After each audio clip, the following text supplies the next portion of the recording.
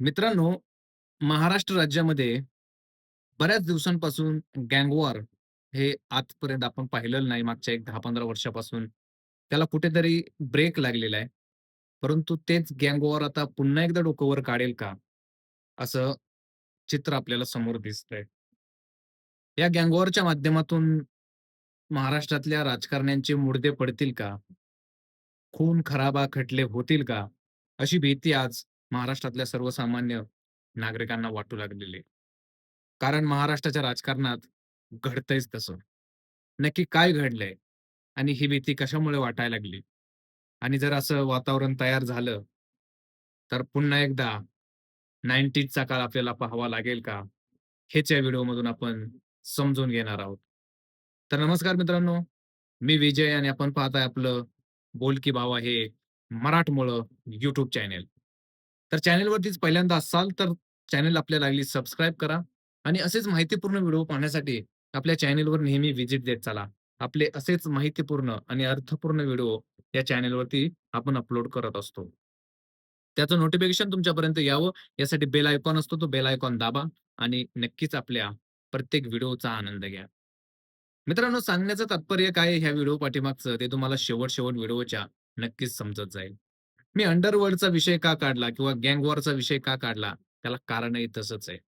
महाराष्ट्राच्या राजकारणामध्ये सध्या प्रचंड उलथापालथी होत आहेत आणि त्या उलथापालथीमध्ये एका शिवसेना युबीटी म्हणजेच उद्धव ठाकरेंचे शिवसेनेचे 6 खासदार त्या ठिकाणी फुटले गेले. 6 खासदारांनी आपला वेगळा गट स्थापन केला आणि शिवसेनेमध्ये प्रवेश केला. आता शिवसेनेमध्ये एका पक्षामध्ये त्यांनी प्रवेश केल्यामुळे त्यांचं सदस्यत्व रद्द होईल का नाही, अजून ते क्रिटिकल गोष्टी त्याचं काय आपल्याला हे नाही. परंतु एक गोष्ट मात्र नक्की की हे सगळं होत असताना काही गोष्टी आपल्या निदर्शनास यायला लागल्या. आता हे जे 6 खासदार फुटले त्यातले बाकीचे 4-5 खासदारांनी अ, आपला शांत पवित्रा घेतला आणि त्यांना कदाचित त्यांच्या गोष्टी माहिती असेल, की आपल्याला मतदारसंघामध्ये होणारा त्रास किंवा ह्या गोष्टी. परंतु एक खासदार असे आहेत, जे मुंबईचे आहेत, संजय दिना पाटील. हे मुंबई ईशान्येचे खासदार आहेत आणि यांनी मात्र जो काही त्या ठिकाणी विषय घेतलाय, तो वेगळाच आहे आणि तो विषय इतका खोल आहे, की ज्याच्यामुळं खरोखर मुंबईमध्ये पुन्हा एकदा गँग वॉर डोकं वर काढेल का? असं त्या ठिकाणी म्हटलं जातंय. आता हे संजय दिना पाटील हे शिवसेना उद्धव ठाकरेंच्या मशालीवरती निवडून आलेले खासदार. पण त्यांनी अत्यंत चलाकीपणे अगदी शेवटच्या 1 दिवसामध्ये आपणही सपोर्ट करतोय असं दाखवलं आणि शिंदेच्या शिवसेनेत गेले आणि तो मास्टर माइंड जो कोण होता 5वा 6वा खासदार, तो संजय दिना पाटीलच होते, असं म्हटलं जातंय. परंतु संजय दिना पाटलांनी जसे शिवसेनेत गेल्यानंतर त्यांनी जो काही एक खळबळजनक असा एक खुलासा केला. कदाचित या खुलाशामुळं त्यांची खासदारकी सुद्धा जाऊ शकते. त्यांच्यावरती खटला देखील नोंद केला जाऊ शकतो, की माझ्या वडिलांच्या काळामध्ये आम्ही 5 लोकं मारली होती. हे त्यांनी उघड-उघड त्या ठिकाणी सत्य सांगितलेलं आहे. आणि आता जो पण कोण येईल त्याला आम्ही घरात घुसून मारू किंवा तुम्ही कितीही सिक्युरिटीत राहावा. मग ते मातोश्रीवाले असतील, संजय राऊत यांचं घराणं असेल किंवा कोणीही असेल, जे भांडूपमधले वगैरे लोकं आहेत. तर आम्ही बॉम्ब टाकू आणि तुम्हाला उडवून टाकू. इतकी उघड-उघड धमकी त्या खासदारानं दिलेली असताना सुद्धा महाराष्ट्रातलं पोलीस काय करतंय तर ह्यांनाच सुरक्षा देतंय. इतका मूर्खपणा झालेला या महाराष्ट्रामध्ये आजपर्यंत आम्ही कधी पाहिलेला नाही. किंवा इथून पाठीमागच्यांनी पाहिलं नाही, इथून पुढची तर काय पाहतच राहतील आता. इतकं वेगळं सगळं कारण समोर धडधाकट तो एक खासदार आहे. तो सर्वसामान्य माणूस नाही. खासदार म्हणजे लोकसभेचा सदस्य आहे. तो बिनधास्तपणे बोलतोय, की मी 5 माणसं अगोदर मारलीत आणि आता जर कोण आलं, तर घरात घुसून मी मारेल आणि जर त्यांना सिक्युरिटी असेल, तर मी तिथे बॉम्ब टाकेल. एवढी धडधाकट धमकी एक संजय दिना पाटील नावाचे एक खासदार देतायत. पण आमचे पोलीस, आमचा गृहमंत्री कुठे आहेत आम्हाला काही माहीत नाही. यांच्यावरती कुठल्याही प्रकारे कारवाई काही होणार नाही.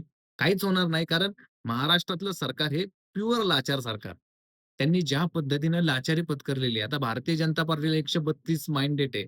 10-15 इकडून-तिकडून गोळा केले 144 झाले, की ती सत्तेत येतायत एक बहुमताने स्वतःच्या. पण त्यांना ही सगळी लोकं सांभाळायला लागतात, कारण देशातलं राजकारण. आता देशामध्ये राजकारणाच्या उलथापालथी होतीलच एक 1 वर्षात पुढच्या. मग आपल्याला समजेल की सध्या देशामध्ये नक्की चाललंय काय? आणि या सगळ्या गोष्टी कुठे ना कुठेतरी समजून घेणं गरजेचं आहे. आता संजय राऊत आणि संजय दिना पाटील या दोघांमध्ये जे काही वॉर चाललेलं आहे, ते आता गँग वॉरमध्ये बदलायला वेळ लागणार नाही. कारण ज्या पद्धतीने संजय राऊत यांनी सुद्धा धमकी त्यांना दिलेली आहे, की तुझी बंदूक तुझ्याच ह्याच्यात घालतो. म्हणजे याच्यातून समजून चाला, की आता आम्हाला शिवसैनिकांना बंदुका दाखवायच्या नाहीत. तुला शेवटची वॉर्निंग देतोय. नाहीतर मीही तुझ्या घरात घुसून मारेल. मी तिथं आडवा येतो. मला तुला काय करायचंय ते कर. अशी धडधाकट, उघड धमकी सुद्धा पुढून संजय राऊतांनी दिलेली आहे. त्याच्यामुळं आता हे वॉर नुसतं वॉर राहणार नाही.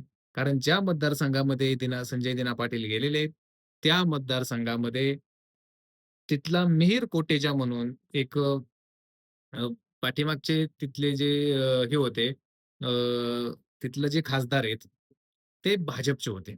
आता त्या भाजपच्या खासदारांना परत निवडणूक लढवायची का ह्यांना सपोर्ट करायचा आहे, ह्यांची ह्यांच्यातच वाद होणार आहेत आणि या सगळ्या भानगडीमध्ये परत तिथं उद्धव ठाकरेंचाच खासदार निवडून येईल. पण या सगळ्या गोष्टीमध्ये संजय दिना पाटलांनी विनाकारण आपल्या खासदारकीचा बाजार केला. आपल्या खासदारकीला त्या ठिकाणी विनाकारण त्यांनी विकलं. आता राहिलेल्या 2 वर्षात त्यांना कसं तरी काढावं लागेल, कारण ऑलरेडी 10 वर्ष त्यांच्याकडे कुठलंही पद नव्हतं. ते प्रत्येक निवडणुकीमध्ये पराभूत होत होते. मग त्यांनी मशाल चिन्हावरती खासदारकी लढवली आणि त्यावेळच्या काँग्रेसच्या सपोर्टमुळे तिथे ते निवडून आले. कारण इथून पुढच्या काळामध्ये काँग्रेस सपोर्ट करेल याची गॅरंटी शून्य आहे. त्याच्यामुळे हे सगळं कुठेतरी या गोष्टींमधून सांगण्याचं तात्पर्य एकच होतं, की आता गँग वॉर कुठेतरी डोकं वर काढताना दिसतंय. आता खून-खराबे खटले होतील का? महाराष्ट्रातलं राजकारण पुन्हा रक्तरंजित होईल का? जे मागच्या 10 वर्षापासून असं महाराष्ट्रात काहीही घडलेलं नाही, ते पुन्हा एकदा होईल का? हे आपल्याला व्हिडिओच्या माध्यमातून समजून घ्यायचं होतं. व्हिडिओ समजला असेल, आवडला असेल, तर नक्की आपलं बोलके भावा हे मराठमोळं YouTube चॅनल आहे. त्याला नक्की सबस्क्राईब करा. असे माहितीपूर्ण व्हिडिओ पाहण्यासाठी आपल्या चॅनलला नक्की सबस्क्राईब करा. धन्यवाद. जय हिंद. जय महाराष्ट्र.